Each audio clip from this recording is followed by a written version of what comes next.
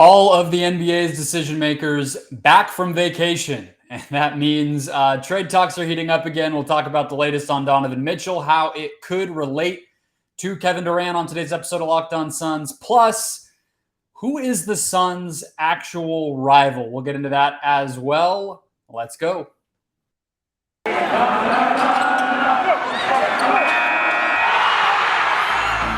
You are Locked On Suns, your daily Phoenix Suns podcast, part of the Locked On Podcast Network, your team every day.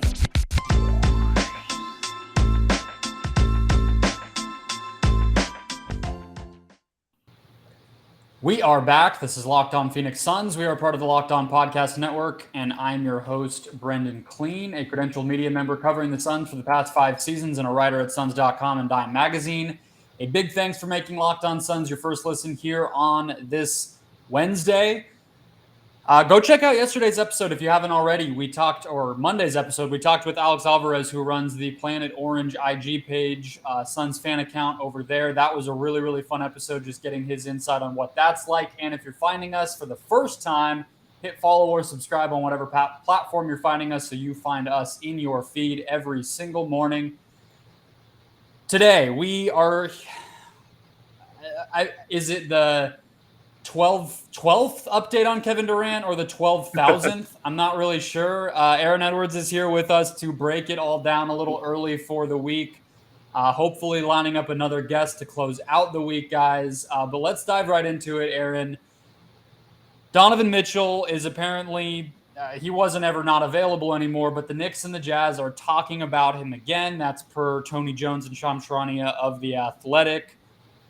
I want to just throw this trade up. This is courtesy of Max McCauley of of the 7 Seconds or Less podcast, which doesn't exist anymore. He's just a follow on Twitter. He's been on this show before.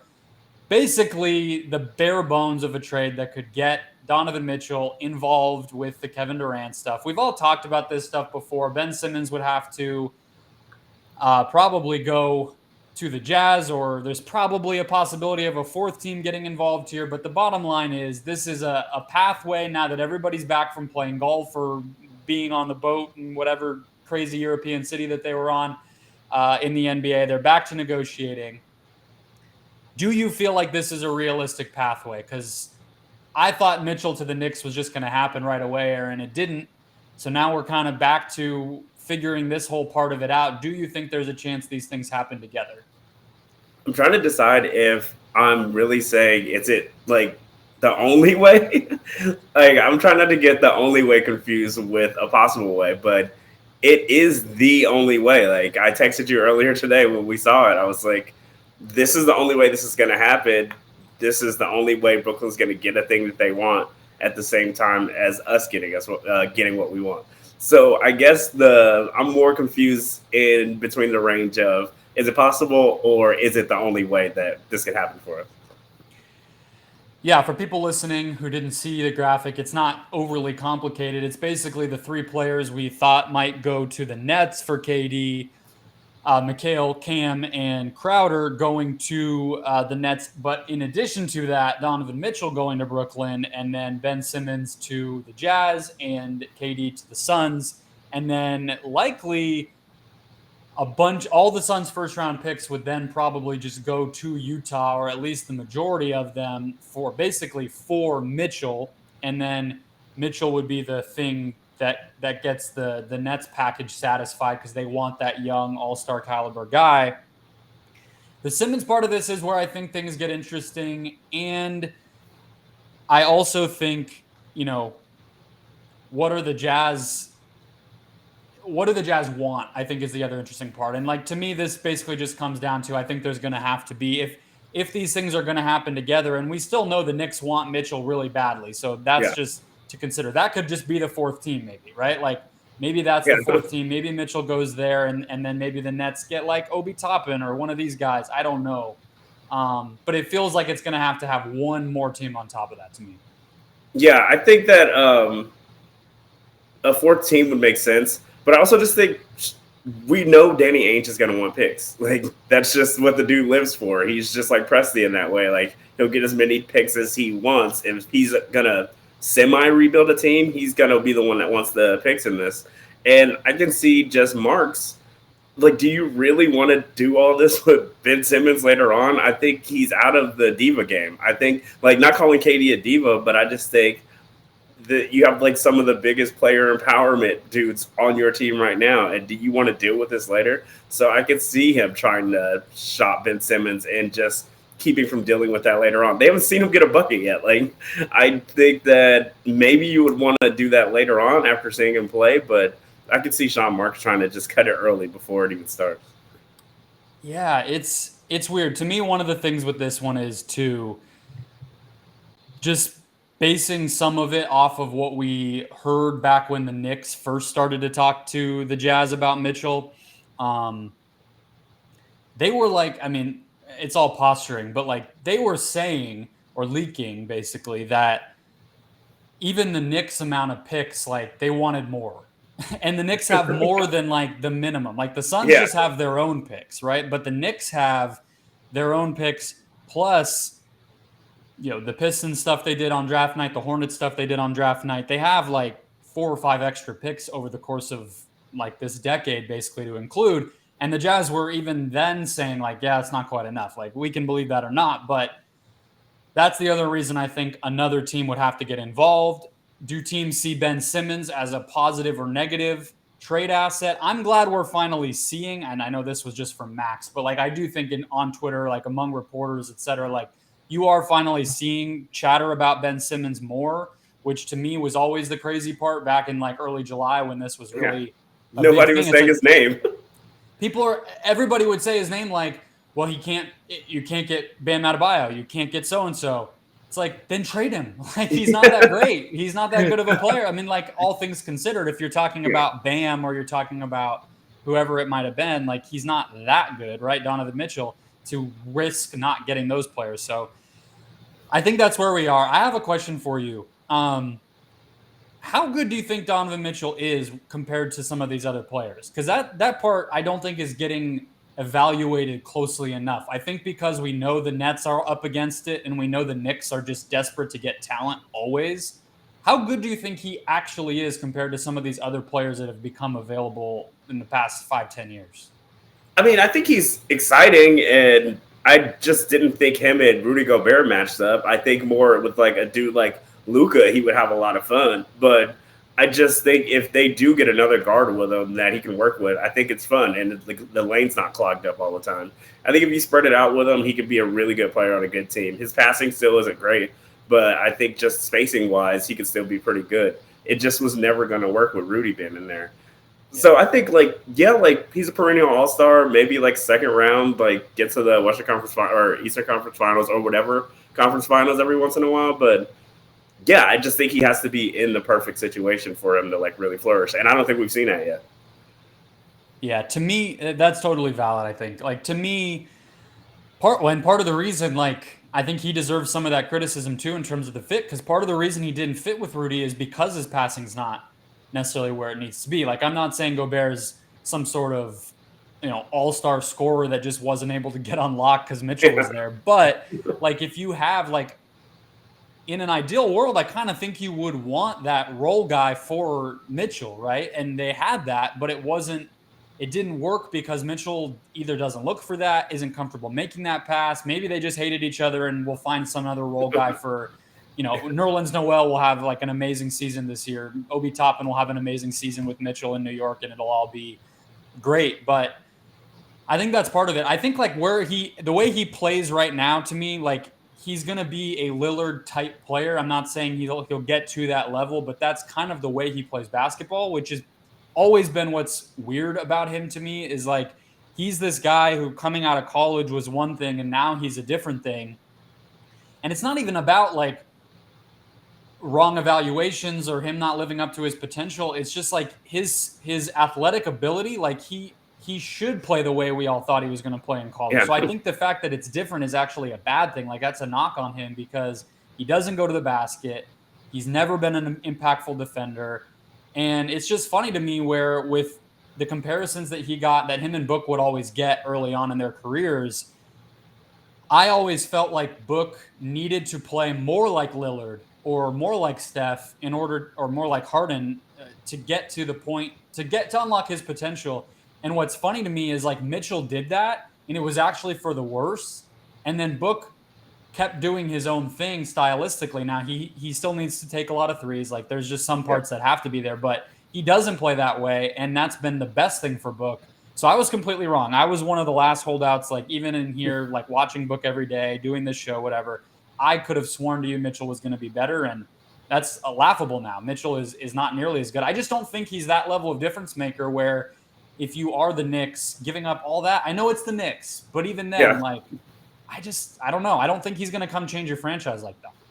Yeah, I think Book, he just had the passing growing pains. Like he knew he needed to get better at playmaking, and he still like has questionable decision making with some of his passes cross court, just some of his passing in general sometimes.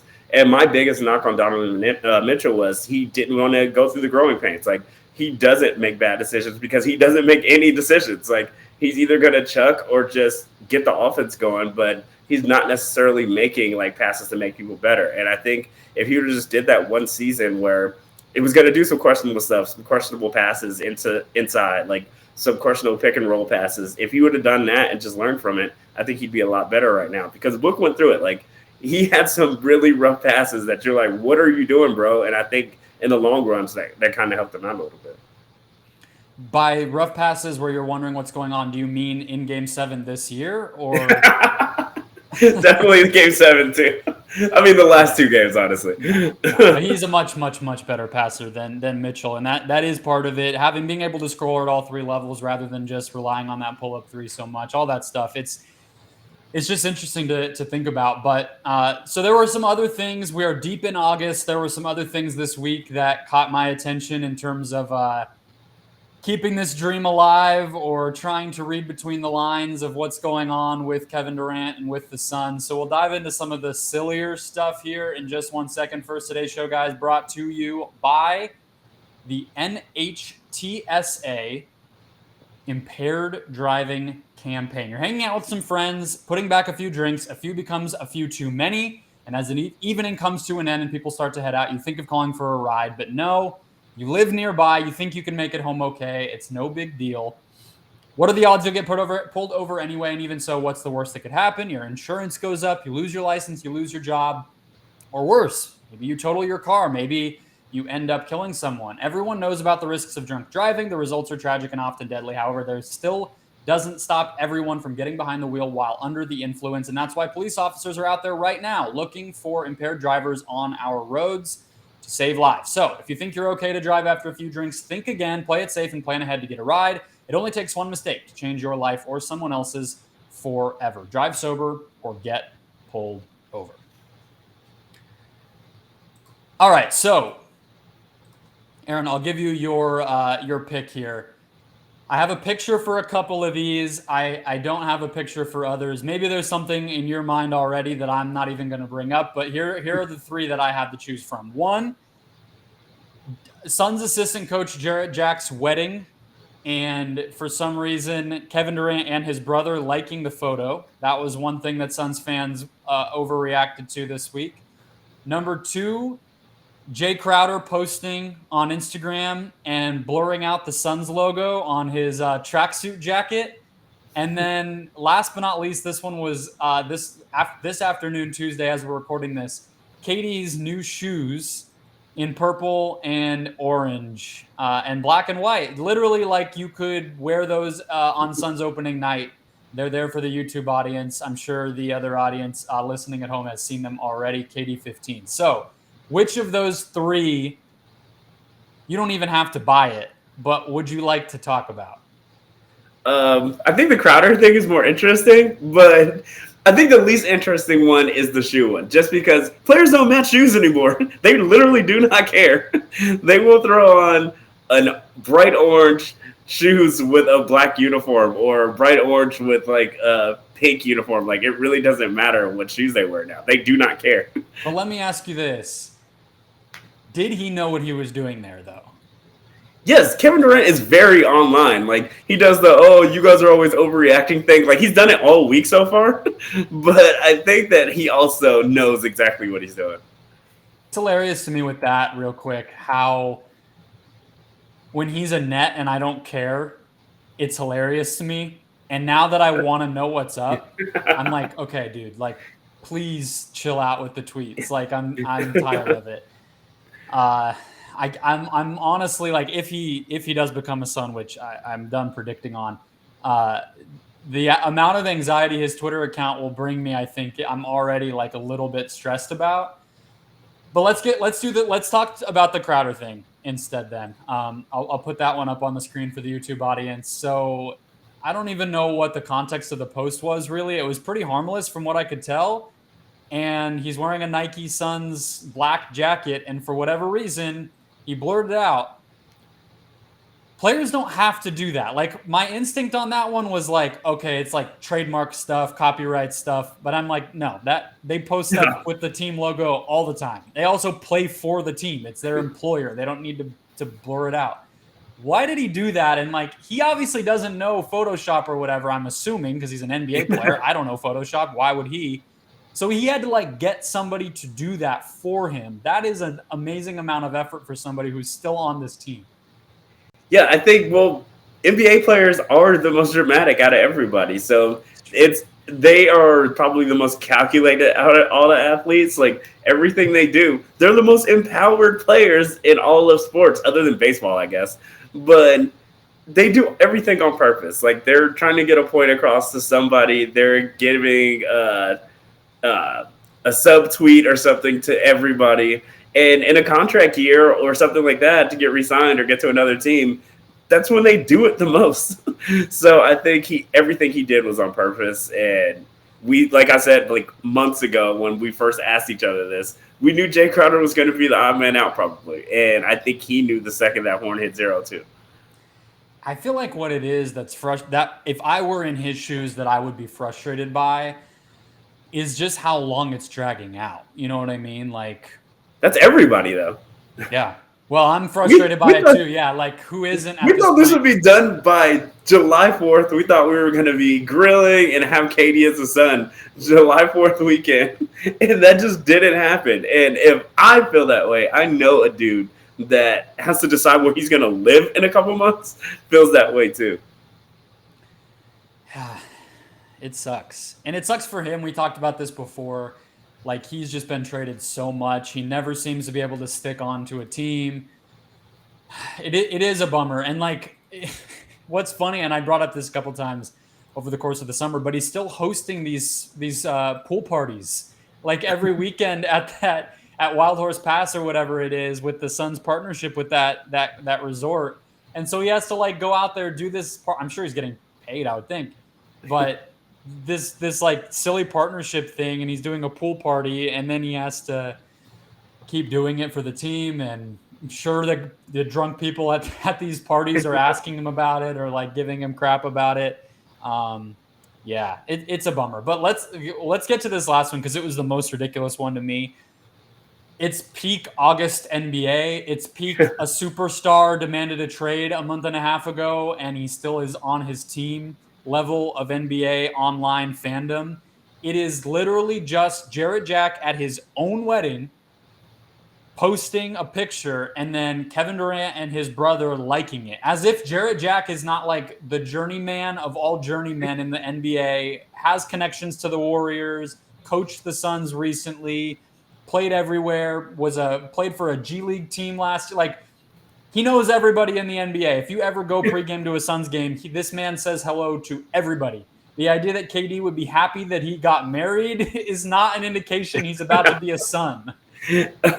Like, literally every NBA player was at Draymond's wedding this weekend, and that meant nothing. Like, it's just all these dudes have known each other since they were 8 years old. So, of course, they're going to like his picture. Like, I'm sure Kevin Durant would – Jarrett Jack was in the league. Kevin Durant was in DC and ran into him once. Like, it's nothing. These dudes have all grown up around each other some way, somehow, and known each other for so long. It's hilarious. I don't think that they ever played together. So I will, like, it is. I understand why it might pique some people's attention, but like it's nothing. I completely agree with you. It was hilarious to me that Suns fans like. It's also like I think fans don't even actually like it's so little energy that goes into it at this point. Like they're scrolling Instagram, whoever or initiated this whole thing. They see that, they follow KD, so Instagram tells them KD liked it. And then it's the laziest type of posting. Screenshot, open Twitter, upload photo, eyeball emoji, send tweet. Like that's the whole process. And then they just reap the like retweet after retweet after retweet, and they just get to stir it up. Like it's just as much about fans being bored as it is about KD being bored when he goes on Twitter. We're all ready for this to end. Yeah, We're all but ready also for, like yeah. It's part of just being a Suns fan. Like I think it's because we've never been in the connecting dots and reading tea leaves part of NBA offseason, and we've talked about this before. I think it's just because we are novice in conspiracy NBA. Like we haven't had to do it before. Like Laker fans are pros at it. Everybody else is just Knicks fans. They do it every year, and they're amazing at Photoshop. We've never been in this situation, so I think we're still kind of really bad at it.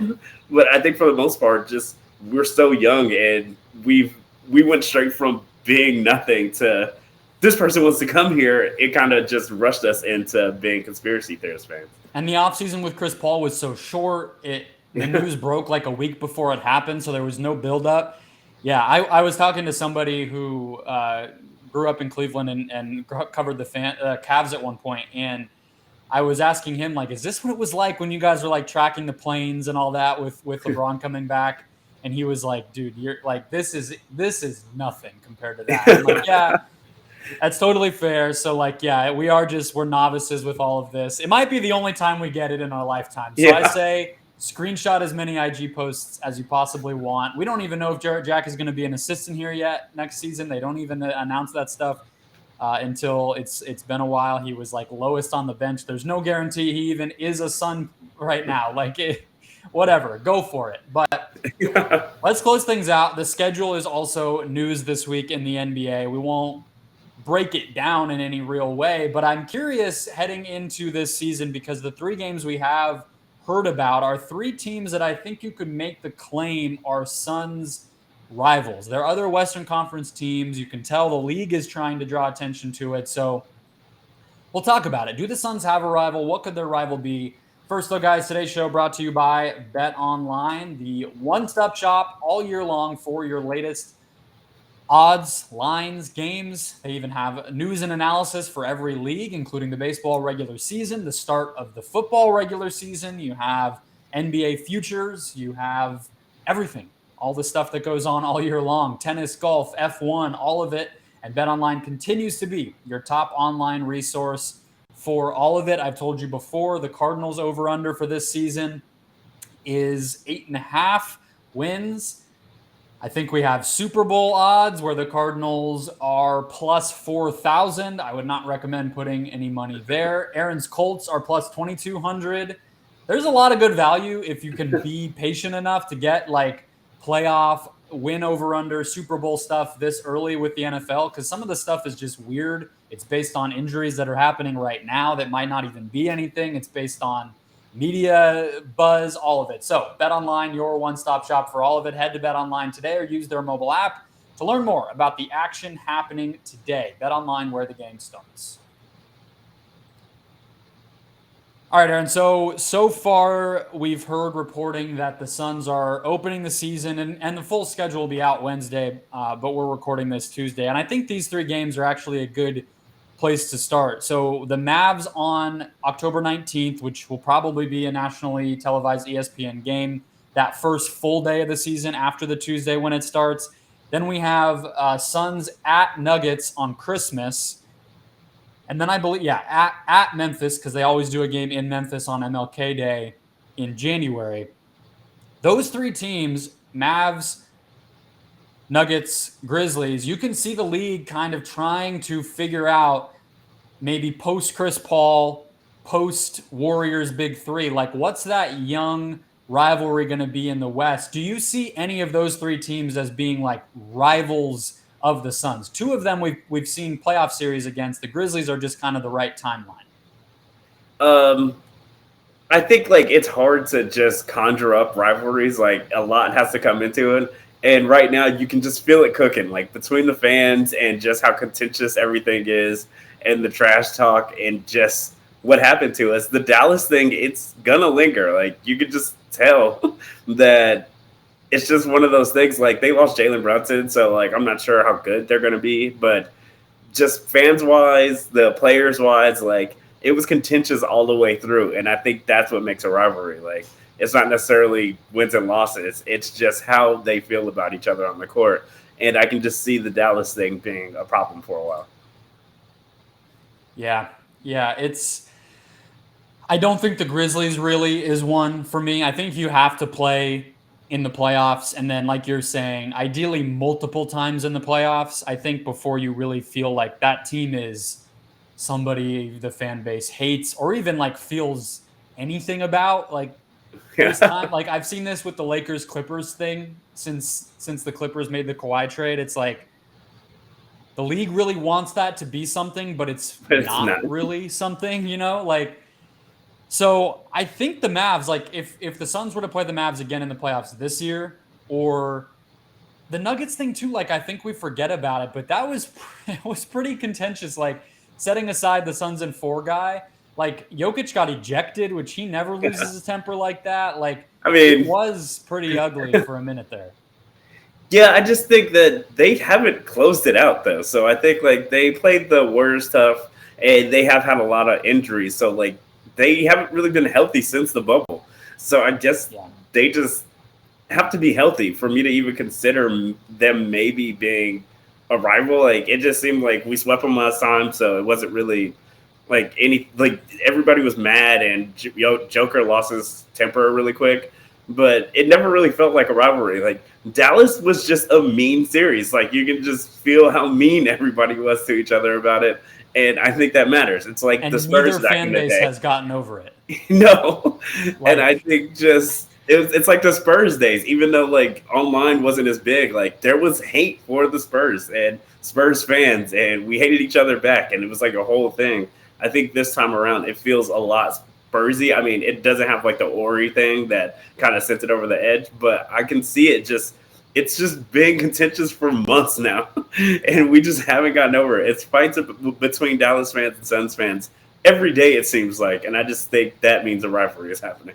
Yeah, and that the Dallas thing has history because they were, you could have called them a rival back in the day with the Nash years too, and then to have it come back, like there's obviously most fans are still old enough to have been around for both. So, yeah, I think I would lean Dallas of those 3 teams, and I think it's smart to do it right away so that it's just like that was the last game that the Suns played, and here it is again. I mean, I think right now, though, the Suns' rival is still the Lakers, right? Like, yeah, I mean, are they though? Like, I really just don't pay attention to them. It's just that first round series last year was. But this seems like a whole other team now. Yeah, it just seems like a whole other team now. I think that LeBron is still LeBron and AD, like, is he going to be there? I think you have to have so many, like, pieces that stick. Luka is just perfectly hateable. He's an incredible basketball player. The way that he plays basketball, you might not agree with. And he's just a smarmy little jerk, too. Like, I think you just need a player like that to hate in a rivalry. And they feel exactly like that for Book. They think he's like a smarmy little pretty boy who doesn't play the right way. And I think just both fans having a dude that they hate like that. And you can say the same thing about Chris Paul, honestly. Like, I think we both hate each other's players equally. And I think that matters. Absolutely. No, that's a great point. And I look forward to making fun of how little Christian Wood puts in on defense. I'm all for it. I think that you're talking me into it. I do think like the Lakers thing, it's interesting because we obviously saw the Suns play them at the end of the Magic years in the 90s. They played when Kobe gave up, and then they played last year, and they played in 2010, but that was like such a fairy tale thing where I don't think Suns fans are like angry. It didn't really matter that it was the Lakers. It was just like a bummer we didn't get all the way to the finals that year. I don't I don't know. To me, that one didn't feel super contentious. And then obviously last year was very contentious, but it's been all this period of time between.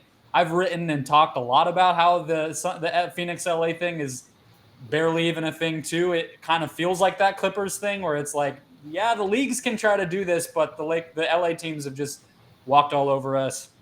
Exhibit A, or whatever exhibit it is, being the first round against the Rams not too long ago. I don't feel like Phoenix can say much about LA right now. But the last thing I wanted to say, one is, it's two things. One is, I feel like the Lakers are still one of the biggest rivals. I think the Warriors are the series I want to see the most, personally, because we didn't get it last year. And especially if KD were to still end up here somehow, that would be incredible TV. The last point I want to make, and it's a question for you. What do you think Book feels about the picture of him smiling at the camera when he drew the tech on Luka? How does he feel about that becoming a meme when he thought it was one thing and it is very much another thing now? What that moment represents when he's on the ground looking back up at the camera.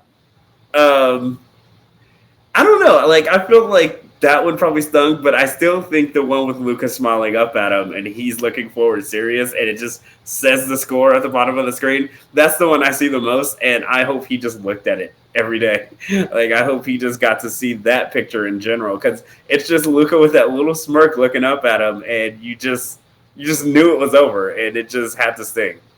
Is Luka the person that Book wants to punch most in the NBA? I feel like that's everybody evenly, I think, but it's like it's every arena's season ticket holders on the front row around the court. That's who Book hates the most, because every arena he finds somebody to scream at that sits right there, or not even always give words to, but even just like look at mean when he scores, because he can't just like leave it alone. So yeah, you're probably right there. All right, that'll do it for us today, guys. We'll keep going. We'll see what happens with Donovan Mitchell. Sorry if you were hoping for 3 segments of KD today. I personally can't do it anymore. I don't think Aaron can either. So no. I promise you, when something actually happens, I'll give you 2 weeks of shows, but I can't do the rumors anymore every day. So I hope you guys had a little bit of fun there. Hopefully a guest to close out the week. A big thanks for making Locked On Suns your first listen today. Check out Monday's show with Alex Alvarez. And in the meantime, make Locked On NBA your second listen to catch up on all the rest of the stuff going on around the league.